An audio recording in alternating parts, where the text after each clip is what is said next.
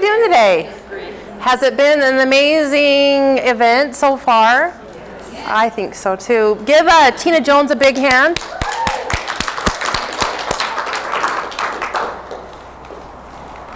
Hi. So what's an empath? Energy. Okay, absorb. Exactly, absorb. So an empath transmutes, not absorb.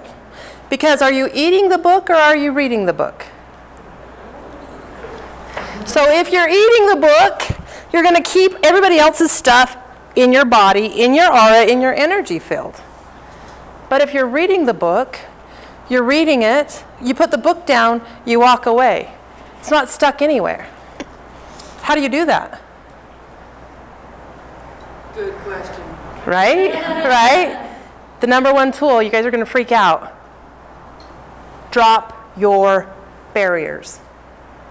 What? Oh, right? Okay, so I'm going to show you something. Okay, I'm going to put all my walls and all my guards up. What just happened? You guys want to walk out the room, don't you? Yeah, and so I'm going to drop my barriers. So if you have a wall up, everything that people project at you, everything they're feeling sticks on you. If you drop your barriers, it just goes by. Oh, you're angry. Nice, you're angry. Instead of embodying that, it just goes through. Drop your barriers. Does that scare you? It used to scare the heck out of me. Because I could go into a room, I could see somebody and I could see everything that they were feeling and going through, experiencing, everything that happened yesterday, everything that happened in their childhood, and I would feel it all. I was depressed. I was suicidal. I couldn't cope. Because of all the, we receive all the input of all the energies from the earth, from the planet, from people, from everything. But if you drop your barriers, it doesn't have to stick. And if we can tune into any energy, what do you want to tune into if you're an empath? And I'm assuming how many empaths are in the room? So if we can tune in and amplify to any energy, do you want to tap into doubt? Do you want to tap into sadness? Do you want to tap into, no, right? You don't want any of that. So what do you do? I want you to think about, so every time you've given to someone else, I want you to think about this. Everything you've ever given to anybody else, anywhere. Every time you've given to somebody else, every time you've given to somebody at the expense and cost of yourself, all those times you've given, all those times you've overgiven. Do you think of all that? Think of all that? Think of all of that times you've given, given, given. Now I want you to give all of that back to yourself. That is yours. That is you. Anything that doesn't match that isn't yours. The other day I was getting ready for work. I'm like, I'm so mad. And I'm like, why? Why am I mad? Oh, is it mine? So the question, is it mine? Yes or no? Truth. If you ask truth, you'll always recognize the lie in it. Truth, is this mine? Truth, is this whatever I'm feeling, is it mine? Yes, no, no. So what do? No, it's not mine. This anger, I'm angry. Okay, good, nice. I have an awareness of something. I'm angry. Well, someone's angry. And so then you return to sender. You return to sender with consciousness attached. And what it does is it goes to the place of origin, wherever it happened in the timeline of man, and attaches consciousness to it. So you return it to sender. And I had a thought. Where did it go?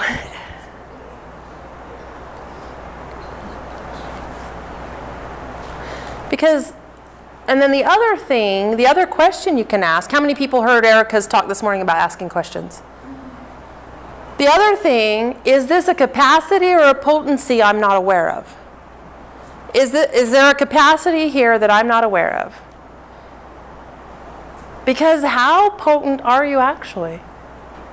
How powerful are you actually? And especially being empathic, you know, we're transmuters. We are alchemists. We can take it and change it. So, how do you do that? I want you to think about a time when you were really successful in your life, when something really incredible happened. How did you feel? How did it make you feel? And then take that, and then with that, I want you to remember a time when you were really, really happy.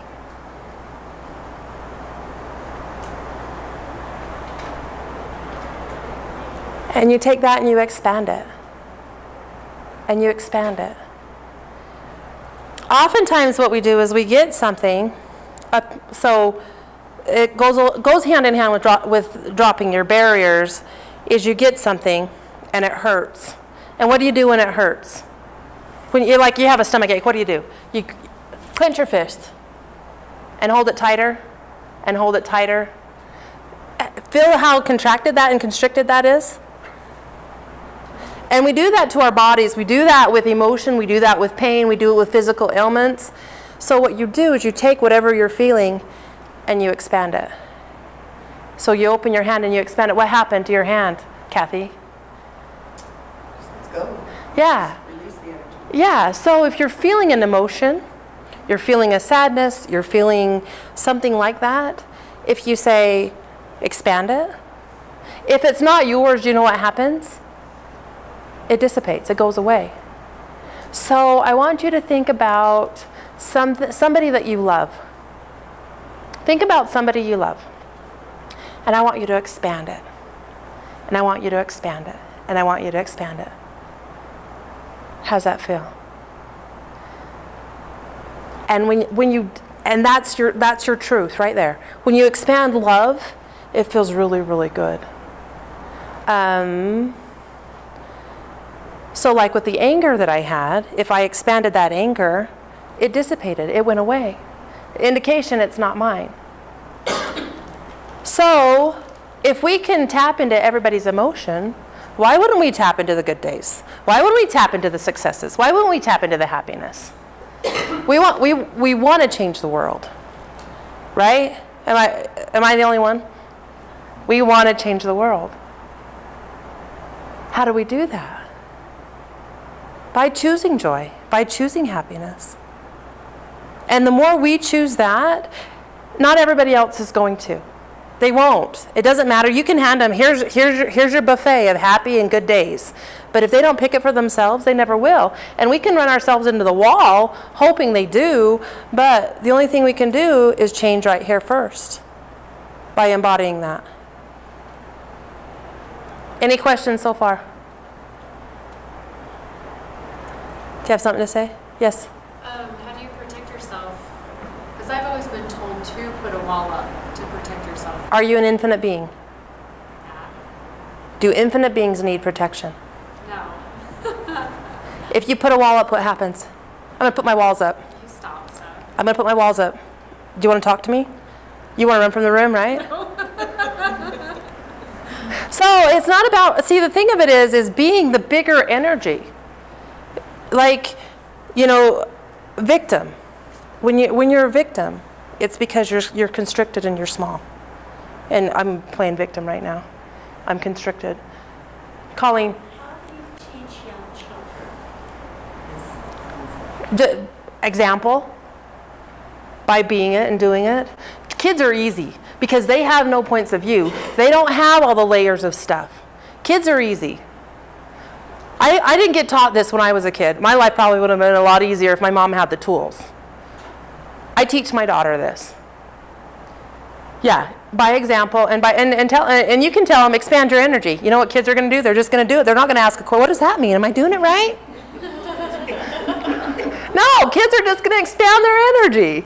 They're not going to question it. They're just going to do it. Because they don't have any points of views. They don't have layers and layers of conditioning. So if you're going to condition a kid, how do you want to condition them?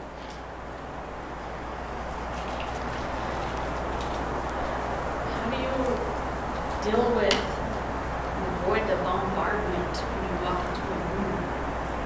anxiety, everyone's energy all at once bombarding you. So drop your barriers and expand your energy. Are you willing to be the biggest pack of anxiety you could possibly be? Are you willing to be as anxious as you possibly could be? You give yourself permission to be the biggest energy of it. And then whatever shows up, you're like, oh, okay. Do you feel the difference in that?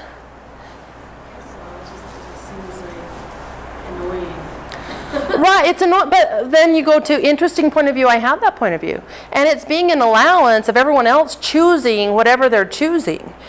Because usually it's a judgment, like, is it okay that they're anxious? Is it okay if they're anxious?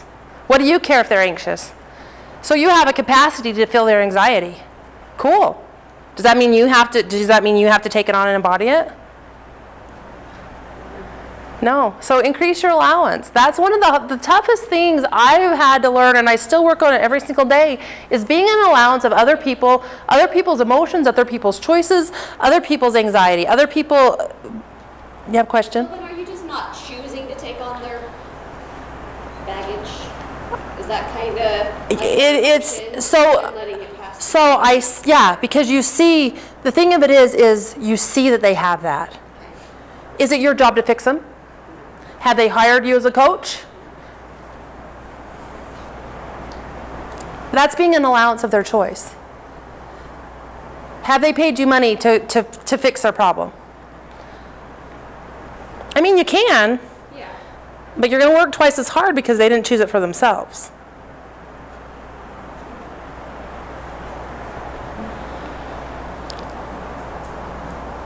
I wish everybody felt joy. I wish everyone chose happiness.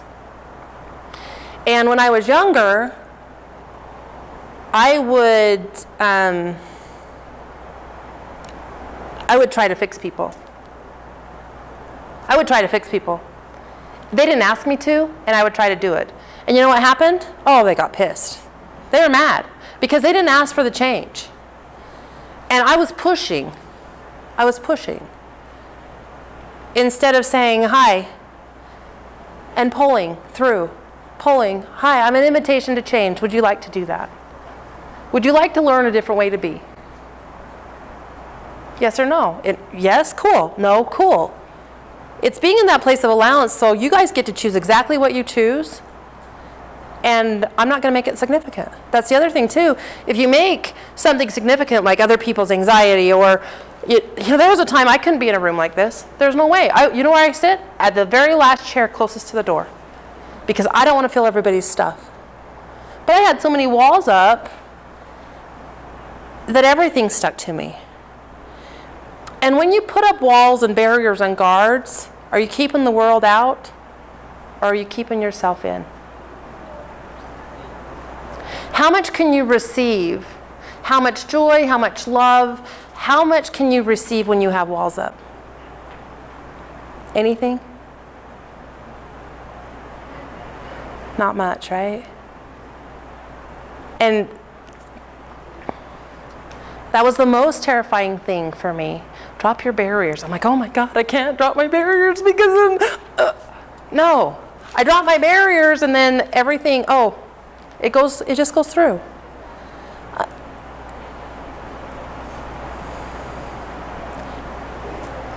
And what other capacities lie in that? What other capacities lie in that?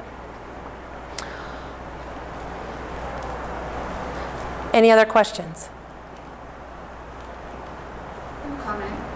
I've heard it put a different way than what you just said, but I like how you put it. If you walk into a room of private people and you do that, you'll actually feel more energized when you leave. Right. Well, because being empathic, you can. But it's a choice.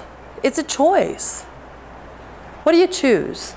Do you choose joy in your life? Do you choose happy? It's dialing in the frequency on the radio. So are you going to listen to the station that makes you feel bad? Are you going to do that? Are you going to tune your radio to the place that feels bad? But it feels so good to be miserable. Right, I love that. Good for you. Yeah, so I mean, seriously, so you get to dial in your frequency. Energy is the same thing. Emotion's the same thing. It's a choice. What do you want to feel? What do you want in your life? Do you want joy? And the thing of it is, the more you choose, and the more you choose that, anything that doesn't match that, you'll get really aware of what's yours and what's not. And it's really easy to start to discern that. So then you're not at the effect of everybody else. You actually get to use it.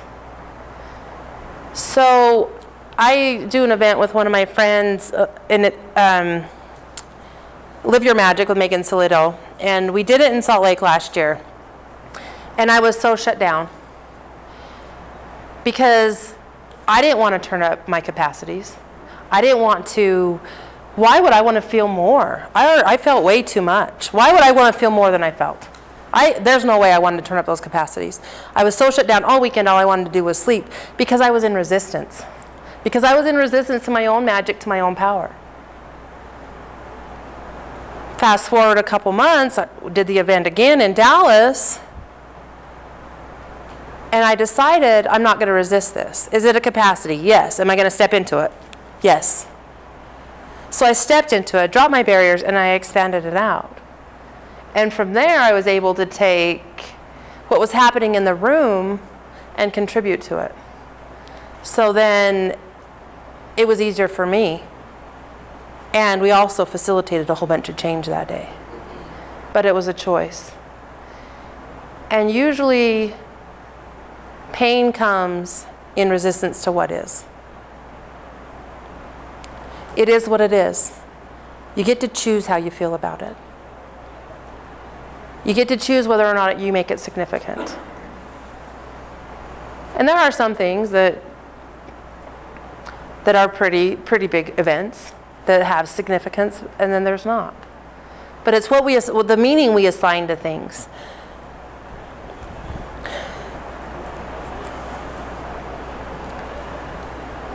And have you given yourselves credit for being empathic and having that superpower?